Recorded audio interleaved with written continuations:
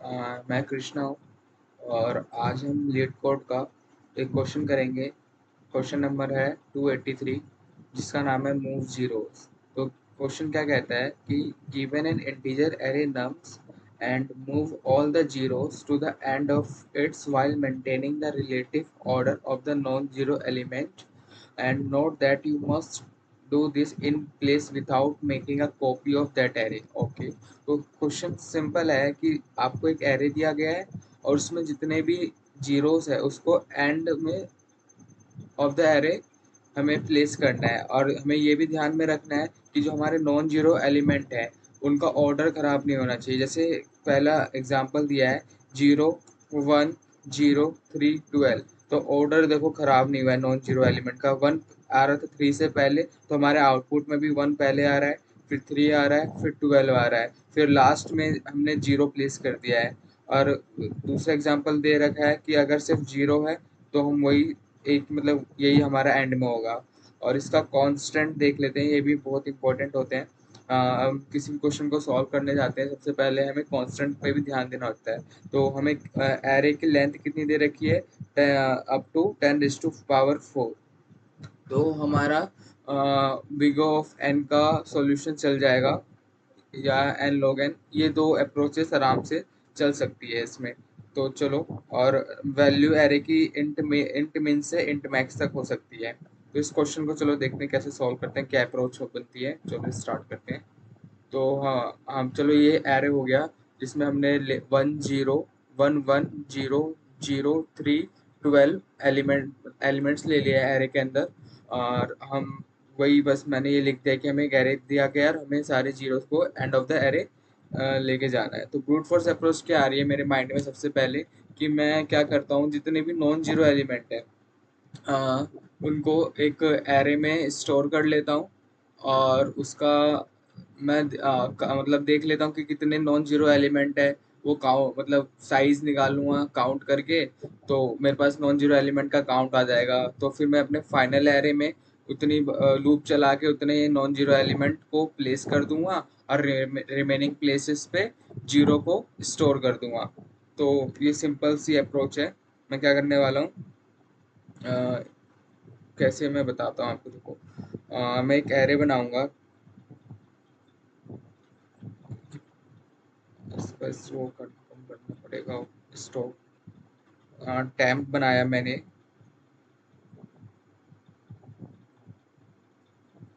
जिसमें मैं सारे नॉन जीरो एलिमेंट को स्टोर कर लूँगा। तो मेरे पास नॉन जीरो एलिमेंट कौन कौन से हो जाएंगे, 1 आ जाएगा, फिर 1 आ जाएगा, फिर 1 आ जाएगा, फिर 3 आ जाएगा, फिर 12 आ जाएगा। ये मैं अपने जो गिवन एरे है उस पर ट्रेवर्स करके सारे नॉन जीरो एलिमेंट को एक टेम्प एरे के अंदर स्टोर कर चुका हूँ।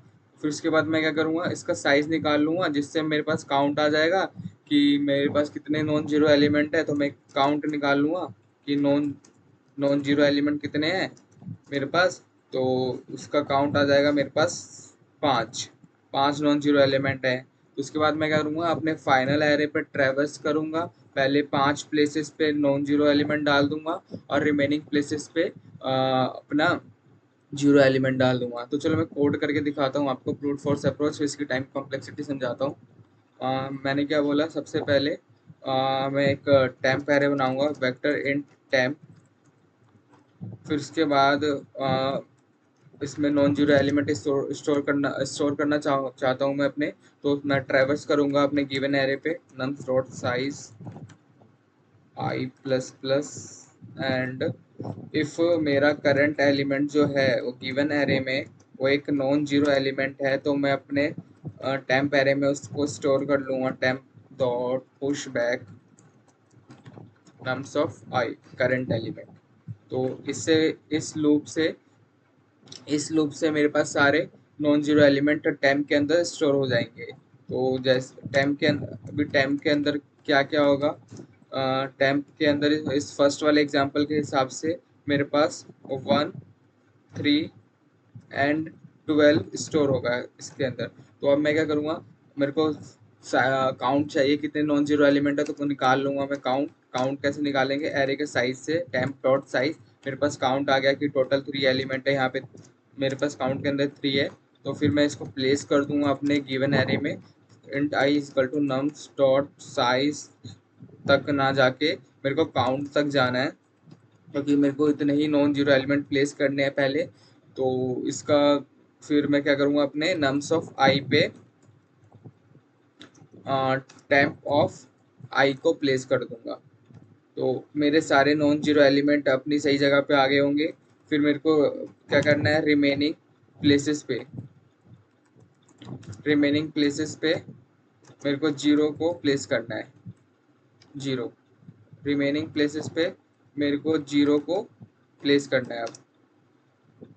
तो मैं फिर से चलाऊंगा, कहाँ से, int i is equal to, कहाँ से स्टार्ट होगा, मेरा काउंट से स्टार्ट होगा एंड कहाँ तक जाएगा, नम्स डॉट साइज तक and I plus plus last index तक जाएगा। और इसमें क्या, नम्स ऑफ आई पे अब क्या स्टोर होगा, जीरो। जीरो प्लेस कर दो, क्योंकि हम end of the array zero place करना है। तो हमें क्या रिटर्न, कुछ रिटर्न नहीं करना हमें, उसी जो गिवन एरे था उसी में चेंजेस करने थे। तो हमने हम चेंजेस कर चुके हैं। चलो एक बार देख लेते हैं कि हमारा कोड चलता है या नहीं।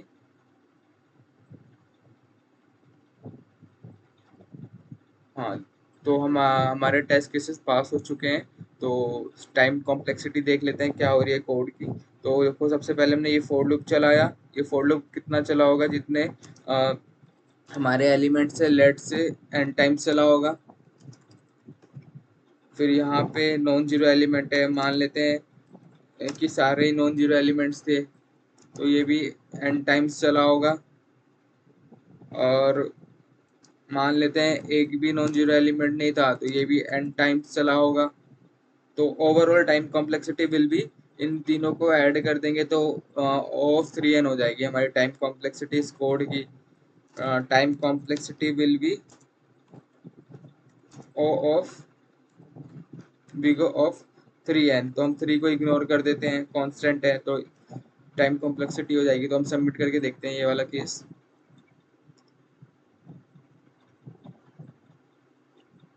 तो हमारा कोड सबमिट हो चुका है, सारे टेस्ट केसेस पास हो चुके हैं। तो हमने ब्रूट फोर्स सिंपल अप्रोच से ये क्वेश्चन को सॉल्व कर दिया है। अब ऑप्टिमल अप्रोच पे आते हैं हम। चलो, ऑप्टिमल अप्रोच क्या हो सकती है इस कोड की। हमारी ब्रूट फोर्स अप्रोच की time complexity big of linear आ रही है, बिग ऑफ 3n आ रही है, लेकिन हमारे पास हम एक एक्स्ट्रा स्पेस का यूज़ कर रहे हैं, बिग ऑफ n। तो हमें इस एक्स्ट्रा स्पेस को हटाने की नीड है। तो हम इसको ऑप्टिमाइज करने का ट्राई करते हैं, देखते हैं ऑप्टिमाइज में क्या अप्रोच हो सकती है। तो ऑप्टिमल अप्रोच इस प्रॉब्लम की ये हो सकती है कि हम टू पॉइंटर का यूज़ करें। सबसे पहले हमें पहला जीरो फाइंड कर लेना है। आफ्टर दैट अगर हमें पहला जीरो नहीं मिलता तो हमें सेम एरे रिटर्न कर देना है। और हमें मिल जाता है पहला जीरो, लेट से हमें इस इंडेक्स पे हमें अपना पहला जीरो मिल गया। फॉर लेट से यहाँ पे मिल गया। तो हमने यहाँ पे इसको नाम दे दिया जे, और हमने एक आगे से स्टार्ट कर दिया ट्रेवर्स करना इस एरे में, दूसरा पॉइंटर लेके आई आई लेके, तो स्टार्ट कर दिया। अब हम कंपेयर करेंगे कि जो हमारा एट एट हमारे ith इंडेक्स पे जो एलिमेंट प्रेजेंट है, वो अगर हमारा नॉन जीरो एलिमेंट है, अगर हमारा वो नॉन जीरो एलिमेंट है, तो हम उसको स्वैप कर देंगे, स्वैप कर देंगे जो jth इंडेक्स पे एलिमेंट है, दैट इज हमारा क्या प्रेजेंट है, वहाँ पे जीरो प्रेजेंट है। तो हम जीरो, नॉन जीरो और जीरो एलिमेंट को स्वैप कर देंगे। तो क्या होगा, स्वैप कर देंगे हम अपना नम्स ऑफ आई को और नम्स ऑफ जे को। तो स्वैप कर दिया हमने, और हम अपने दोनों पॉइंटर को इंक्रीज कर देंगे उस पोजीशन से, आई प्लस प्लस जे प्लस प्लस। तो अब देखो ये हो गया। तो हमारा अब पॉइंटर कहाँ पे आ जाएगा, एरे की वैल्यू क्या हो जाएगी, देखो देखिए, यहाँ पे हमारा आ जाएगा, यहाँ पे हमारा आ जाएगा जीरो, यहाँ पे वन आ जाएगा, और 0 आगे चला जाएगा फॉरवर्ड, क्योंकि हमें 0 को लास्ट में लेके जाना है, दोनों 0 को लास्ट इंडेक्स पे लेके जाना है। तो अब हमारा पॉइंटर भी मूव कर जाएगा, क्योंकि हमने पॉइंटर की वैल्यू भी इंक्रीज कर दी इस अप्रोच से। तो अब हमारा यहाँ पे पॉइंट कर रहा है J, और यहाँ पे पॉइंट कर रहा है हमारा I। ठीक है, आई पॉइंट कर रहा है, जे पॉइंट कर रहा है, फिर हम कंपेयर करेंगे। लेकिन इस बार जो है हमारा ith इंडेक्स पे 0 प्रेजेंट है, कोई नॉन जीरो एलिमेंट प्रेजेंट नहीं है। तो इस केस में हम कोई स्वैपिंग नहीं करेंगे, तो हम अपने आई को आगे आगे मूव कर देंगे। अब हमारा आई यहाँ पे आ जाएगा, अब हमारा आई यहाँ पे आ जाएगा। अब यहाँ पे हमारा क्या है, नॉन जीरो एलिमेंट है, तो हम इस इंडेक्स की वैल्यू और इस इंडेक्स की वैल्यू को क्या कर देंगे, स्वैप कर देंगे। ठीक है, स्वैप कर देंगे तो क्या वैल्यू आ जाएगी, यहाँ पे आ जाएगा हमारा 0, और यहाँ पे वैल्यू आ जाएगी हमारी 3। तो देखिए कितने इजी तरीके से हमारा 0 एंड ऑफ द एरे की तरफ मूव कर रहा है। अब हम अपना पॉइंटर इंक्रीज कर देंगे, पॉइंटर इंक्रीज कर देंगे हम अपना। अब मेरा आई यहाँ पे आ जाएगा,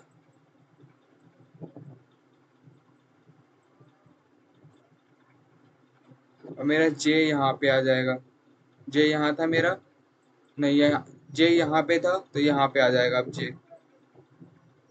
फिर कंपेयर करेंगे हम कि ith इंडेक्स पे अगर अगर ith इंडेक्स पे मेरा नॉन जीरो एलिमेंट है, तो मैं उसको स्वैप करना चाहूँगा किसके साथ, जीरो, जीरो एलिमेंट जिस इंडेक्स पे प्रेजेंट है। तो ये इस बार आप कौन सी दो वैल्यू कंपेयर होगी, ये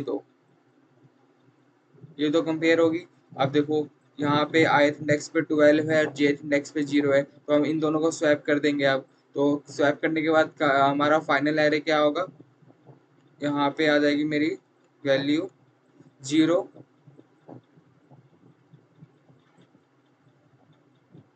और मेरा यहाँ पे आ जाएगा एथ jth इंडेक्स 12।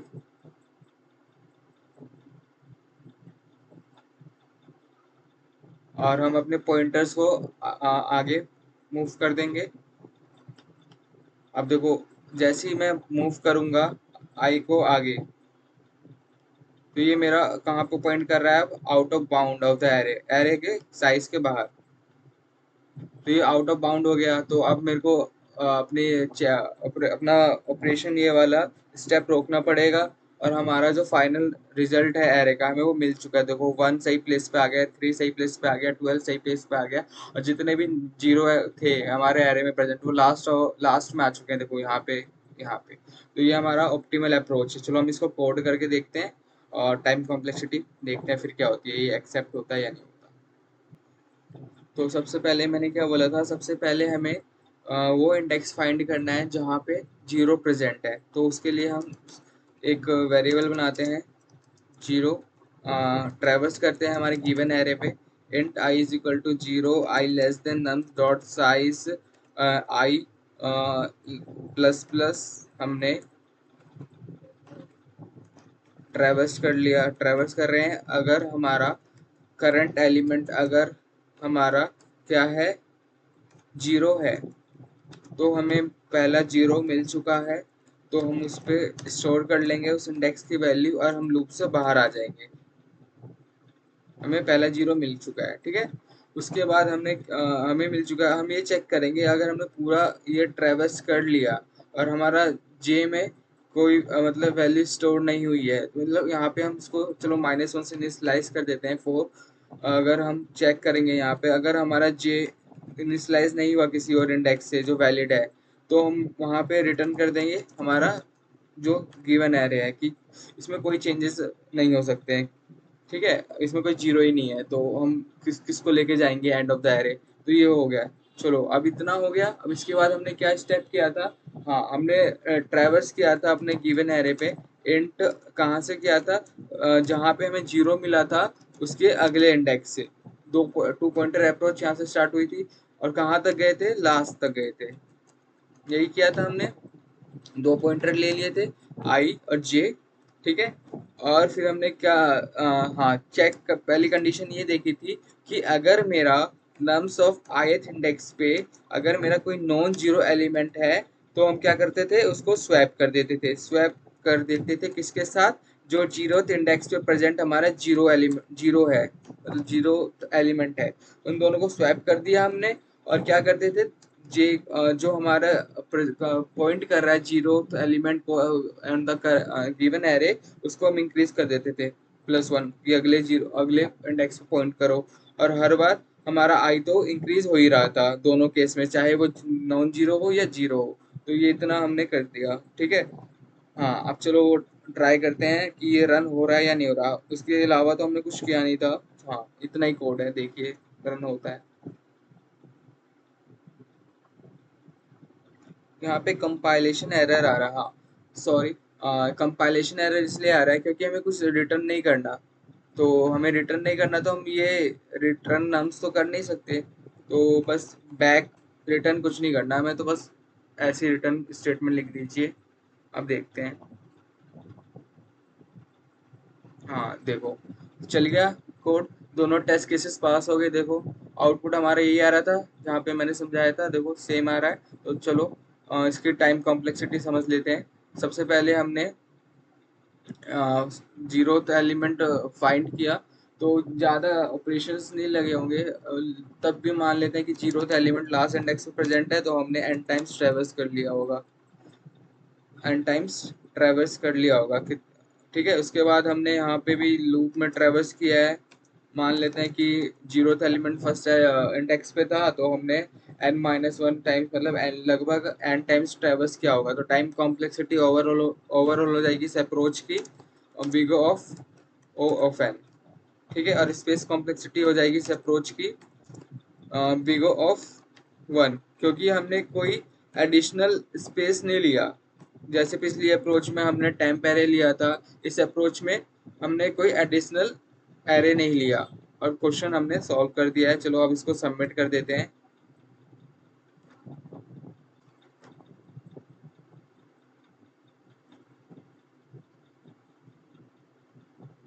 तो हमारा ही क्वेश्चन कंप्लीट हो गया है।